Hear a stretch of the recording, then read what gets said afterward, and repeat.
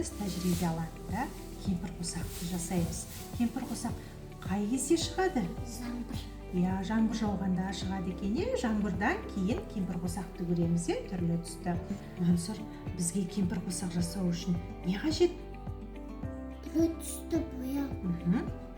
Сосын қант қосылған су қажет екен.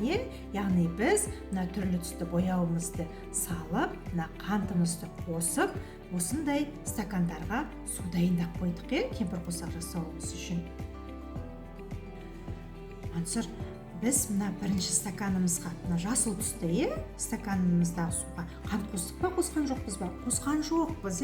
Ал екінші стаканымызға қант қостық па? Қостық. Неше қасық? Бір шай қасықпен бір қасық қант салдық. Сосын 2, 3 қасық, 4 шай қасық қант қосқан екенбіз. Мансұр, біз мына шприцтің көмегімен мына бос тұрған стаканымыздың ішіне мына сулардан құямыз. Қандай?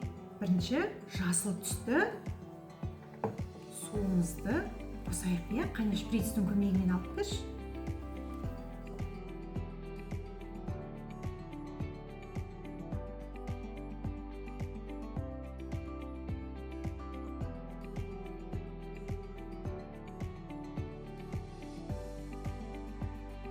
Мансұр, қарашы, біздің мына қант қосылған түрлі түсті суымыздан кемпір қосағымызды шығардық. Қарашы, үстінде қызыл түс тұр, күлгін түс тұр, одан кейін көк түс тұр, одан кейін сары түсіміз тұр екен. Кемпір қосағымыз осындай әдемі болып шықты.